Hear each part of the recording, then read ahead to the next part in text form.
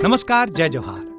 क्या आप भी गवर्नमेंट एग्जाम्स की तैयारी करना चाहते हैं? क्या आप भी मेमोरी टेक्निक्स और ट्रिक्स के जरिए बहुत ही कम समय में स्मार्ट स्टडी करना चाहते हैं? क्या आप चाहते हैं कि सीजी व्यापम टॉपर आपको पढ़ाए? तो डाउनलोड करिए योगेंद्र साहू क्लासेस ऐप। यहाँ 10 से अधिक गवर्नमेंट एग्जाम्स क्रैक करने वाले और सीजी व्यापम टॉप करने वाले योगेंद्र सर CGPSC और सीजी व्यापम के अंतर्गत होने वाले सभी एग्जाम्स की तैयारी कराएं। तो डाउनलोड करिए Yogendra Sahu classes app to be the best, learn from the best.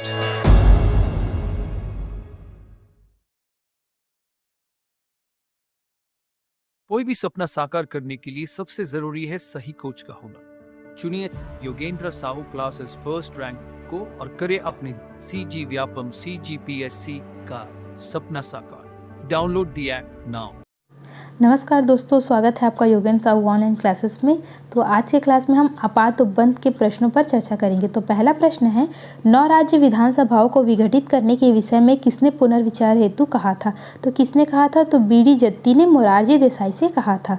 1977 में मोरारजी देसाई ने जनता पार्टी सरकार द्वारा कांग्रेस शासित 9 राज्यों पर राष्ट्रपति शासन लागू कर दिया था, जिस पर BD जत्ती ने पुनर्विचार हेतु कहा था। कितने राज्यों पर? तो 9 राज्यों पर। ठीक है, तो ऑप्शन ए इसका राइट आंसर होगा। दूसरा क्या है? अनुच्छेद 352 के अनुसार बाह्य आपातकाल के विषय में सही क्या है? तो अनुच्छेद 352 हम लोग क्या पढ़े थे? राष्ट्रीय आपातकाल के लिए पढ़े थे। तो देखते हैं इसके बारे में क्या क्या सही है। यह राष्ट्रपति के द्वारा उद्घोषित किया जाता है। 2 माह के भीतर इस पर संसद की स्वीकृति मिल जानी चाहिए। 1 माह के भीतर इस पर संसद की स्वीकृति मिल जानी चाहिए। ठीक, संसद के साधारण बहुमत से इस पर स्वीकृति मिलनी चाहिए। संसद के 2/3 बहुमत से इस पर स्वीकृति मिलनी चाहिए, या फिर संसद के साधारण बहुमत से इसे वापस लिया जा सकता है, या संसद के 2/3 बहुमत से इसे वापस लिया जा सकता है। इस पर संसद के संयुक्त अधिवेशन की स्वीकृति ली जा सकती है। तो इसमें क्या पूछे? सही क्या क्या है? तो देखते हैं क्या क्या सही है। राष्ट्रपति के द्वारा उद्घोषित किया जाता है, ये सही है। 2 माह के भीतर इस पर संसद की स्वीकृति मिल जानी चाहिए, ये गलत है। क्यों? क्योंकि 2 माह पहले था, लेकिन 44वें संविधान संशोधन के तहत क्या कर दिया था? तो 1 माह कर दिया था। तो ये तीसरा वाला सही हो जाएगा। ठीक है, संसद के साधारण बहुमत से स्वीकृति मिलनी चाहिए, गलत। साधारण से नहीं, 2/3 बहुमत से स्वीकृति मिलनी चाहिए। ठीक है, और साधारण बहुमत से वापस लिया जा सकता है। तो हाँ, साधारण बहुमत से वापस लिया जा सकता है, ना कि 2/3 बहुमत से। और इस पर संयुक्त अधिवेशन की स्वीकृति नहीं ली जा सकती। तो ऑप्शन सी इसका राइट आंसर हो जाएगा। 1st, 3rd, 5th and 6th। Okay, ठीक। तीसरा प्रश्न है, 26 जून 1975 को घोषित आंतरिक आपातकाल के संदर्भ में निम्नलिखित घटनाओं को क्रम से रखिए। इस समय हमारी प्रधानमंत्री कौन थी? तो इंदिरा गांधी थी। ठीक है, तो देखते हैं पहले क्या क्या हुआ। तो पहले क्या हुआ? प्रधानमंत्री ने राष्ट्रपति को सलाह दिया, राष्ट्रपति ने घोषणा पर हस्ताक्षर किया, उसके बाद आंतरिक आपातकाल की घोषणा हुई, बाद में मंत्रिमंडल ने स्वीकृति दी। ठीक है, 3, 4, 1, 2 ऑप्शन सी इसका राइट आंसर हो जाएगा। ठीक है, ये पहले था, जून 1975 में घोषित आंतरिक आपातकाल। प्रधानमंत्री ने राष्ट्रपति को सलाह दी, फिर राष्ट्रपति ने घोषणा पर हस्ताक्षर किया, आंतरिक आपातकाल की घोषणा हुई और मंत्रिमंडल ने स्वीकृति दी। लेकिन तो वर्तमान में निम्नलिखित घटनाक्रम के तहत लागू किए जाएंगे। कैसा होगा? अब क्या होगा? अब मंत्रिमंडल की लिखित परामर्श पहले होगी। ठीक, फिर राष्ट्रपति द्वारा घोषणा पर हस्ताक्षर होगा, फिर आंतरिक आपातकाल की घोषणा होगी। ये किसके तहत? तो 44वें संविधान संशोधन 1978 के तहत जोड़ा गया। ठीक है, तो चौथा प्रश्न क्या है? अनुच्छेद 352 के अधीन आपातकाल की उद्घोषणा के विषय में सही क्या है?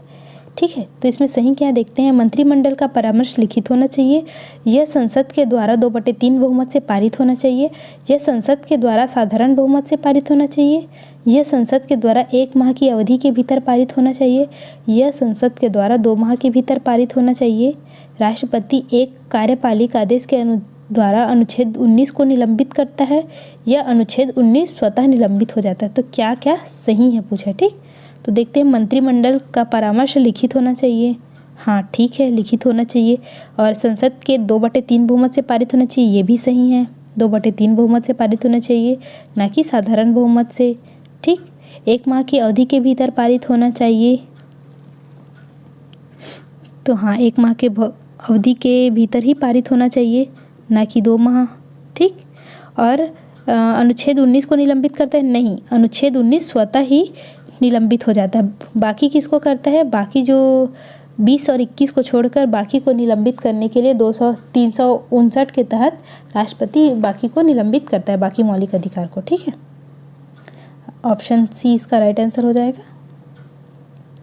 ठीक, पांचवा प्रश्न है, भारतीय संविधान का निम्न में से कौन सा अनुच्छेद आपातकाल में स्थगित नहीं किया जा सकता? तो कौन से नहीं किया जा सकता? अनुच्छेद 20 और 21। मैंने बताया था 20 और 21 कभी भी निलंबित नहीं होता है, जबकि अनुच्छेद 19 स्वतः ही समाप्त हो जाता है और बाकी को राष्ट्रपति निलंबित करता है। ठीक है, छठवां प्रश्न क्या है, जारी आपातकाल पर विचार करने हेतु लोकसभा की विशेष बैठक के विषय में सही क्या है? तो सही क्या है, यदि लोकसभा में 1/10 सदस्य लिखित सूचना देवे तो आपातकाल पर विचार करने के लिए लोकसभा की विशेष बैठक आहूत की जाएगी। सही है। ठीक, यदि लोकसभा सत्र में है तो 1/10 सदस्य द्वारा लिखित रूप से लोकसभा अध्यक्ष से अनुरोध करना, तो ये भी सही है। और यदि सत्र में नहीं है तो 1/10 सदस्य द्वारा लिखित रूप से आपातकाल पर विचार करने हेतु विशेष बैठक बुलाने के लिए राष्ट्रपति से अनुरोध करना, तो ये तीनों सही हैं। जबकि आपातकाल पर विचार करने के लिए राज्यसभा की विशेष बैठक उपयुक्त प्रक्रिया अपनाई जाती है, तो ये गलत होगा। ठीक, ABC इसका सही आंसर हो जाएगा, ऑप्शन सी। सातवां प्रश्न है, संवैधानिक संकट के विषय में सही क्या है? तो राज्य मंत्रिमंडल भंग हो जाता है, राज्य विधानमंडल भंग हो जाता है। यदि लोकसभा तत्समय विघटित है तो केवल राज्यसभा इस प्रस्ताव को 2/3 बहुमत से स्वीकृति देगी। लोकसभा के पुनर्गठन के 2 माह के भीतर यह बहुमत से पारित हो जाना चाहिए। राष्ट्रपति ऐसे परामर्श पर मंत्रिमंडल को पुनर्विचार के लिए कह सकता है। राज्य विधानसभा निलंबित हो जाता है। तो इसमें क्या पूछा, सही क्या है? तो सही क्या क्या है, राज्य मंत्रिमंडल भंग हो जाता है, ये सही है। इसके साथ ही राष्ट्रपति ऐसे परामर्श पर मंत्रिमंडल को पुनर्विचार के लिए कह सकता है और राज्य विधानमंडल निलंबित हो जाता है। ठीक, ऑप्शन डी इसका राइट आंसर हो जाएगा।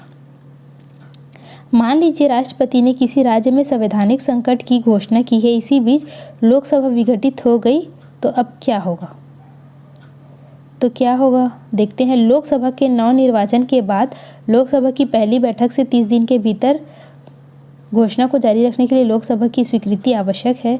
इसके साथ ही जब संवैधानिक संकट की घोषणा संसद द्वारा स्वीकृति आवश्यक है और संवैधानिक संकट की घोषणा को जारी रखने के लिए राज्यसभा स्वीकृति दे सकती है। ठीक, ऑप्शन डी इसका राइट आंसर हो जाएगा, 1, 3 और 5। 1, 3 और 5। ठीक, 9वां प्रश्न है, किस संवैधानिक प्रावधान को आपातकाल में भी निलंबित किया जा सकता है? तो किस निलंबित नहीं किया जा सकता है? तो अनुच्छेद 21, 20 और 21 दोनों को याद रखेंगे। ठीक है, भारतीय संविधान के अंतर्गत कितने प्रकार के आपातकाल की व्यवस्था की गई है? तो कितने प्रकार की गई है? 3। कौन कौन सा? तो नेशनल इमरजेंसी, राष्ट्रीय आपातकाल, प्रेसिडेंशियल रूल, राष्ट्रपति शासन, इसके साथ ही फाइनेंशियल इमरजेंसी। ठीक, भारत में वित्तीय आपातकाल की घोषणा वर्तमान तक कितनी बार की गई है? तो एक कभी नहीं, वित्तीय आपातकाल एक भी बार नहीं लगाया गया है। ठीक है, अधोलिखित में से किन परिस्थितियों में भारत में आपातकाल की उद्घोषणा की जा सकती है? तो बाह्य आक्रमण के आधार पर, सशस्त्र विद्रोह के आधार पर और वित्तीय संकट के आधार पर। आंतरिक असंति को समाप्त कर दिया गया है 44वें संविधान संशोधन के तहत, मतलब ऑप्शन डी इसका राइट आंसर होगा। ठीक है, राष्ट्रपति का आपातकालीन अधिकार संविधान के साथ धोखा है, यह किसने कहा? तो KM नाम्बियर ने कहा। ठीक है, किसने कहा था कि यह संविधान के साथ धोखा है राष्ट्रपति का आपातकालीन अधिकार? तो KM नाम्बियर ने। ठीक है, ऑप्शन सी इसका राइट आंसर हो जाएगा। अगला प्रश्न है, भारतीय संविधान के किस अनुच्छेद के अंतर्गत जनवरी 2013 में झारखंड में राष्ट्रपति शासन लागू किया गया? तो अनुच्छेद 356। मैंने बताया था कि राष्ट्रपति शासन किस अनुच्छेद के तहत लागू होता है? तो 356। राष्ट्रीय आपातकाल कब कौन से में लगाते हैं? तो 352। वित्तीय आपातकाल लगाते हैं 360 के अनुसार। ठीक है, तो इस बात को ध्यान रखेंगे। आगे है, जब आपातकाल की घोषणा प्रवर्तन में हो तो विधानसभा का 5 वर्ष का कार्यकाल पूर्ण हो जाने के बाद इसकी अवधि एक बार में 1 वर्ष के लिए कौन बढ़ाएगा? तो कौन बढ़ाएगा? तो संसद बढ़ाएगा, ना कि विधानमंडल या विधानसभा। ठीक, कौन बढ़ाएगा? संसद बढ़ाएगा। संवैधानिक संकट के विषय में सही क्या है? तो सही क्या है देखते हैं। राष्ट्रपति एक राज्य में संवैधानिक संकट की घोषणा कर सकता है, ये सही है। राष्ट्रपति केवल राज्यपाल द्वारा प्रेषित प्रतिवेदन के आधार पर ही घोषणा कर सकता है, तो ये भी सही है। ठीक, राज्यपाल के प्रतिवेदन के बिना भी यदि राष्ट्रपति संतुष्ट है तो वह संवैधानिक संकट की घोषणा कर सकता है, ये भी सही है। यदि संसद के द्वारा 1 माह की अवधि के भीतर स्वीकृत होना चाहिए तो ये गलत है, 1 माह की अवधि नहीं, इसमें 2 माह की अवधि लगती है। ठीक है, 5वां सही हो जाएगा। यह संसद के विशेष बहुमत से स्वीकृत होना चाहिए, नहीं, विशेष बहुमत नहीं चाहिए, इसमें साधारण बहुमत चाहिए। यह संसद के साधारण बहुमत से स्वीकृत होना चाहिए, तो हाँ, साधारण बहुमत से स्वीकृत होना चाहिए। ठीक, तो ऑप्शन बी इसका राइट आंसर हो जाएगा। ठीक है, आगे देखते हैं। अगला प्रश्न दिया है, सूची 1 को सूची 2 से मिलान करना है। ठीक है, कि कौन से राज्य में कितने बार राष्ट्रपति शासन लागू किया गया है, किसके अनुसार 2019 तक। ठीक है, तो मणिपुर में कितने बार लागू किया गया है, तो मणिपुर में है 10 बार।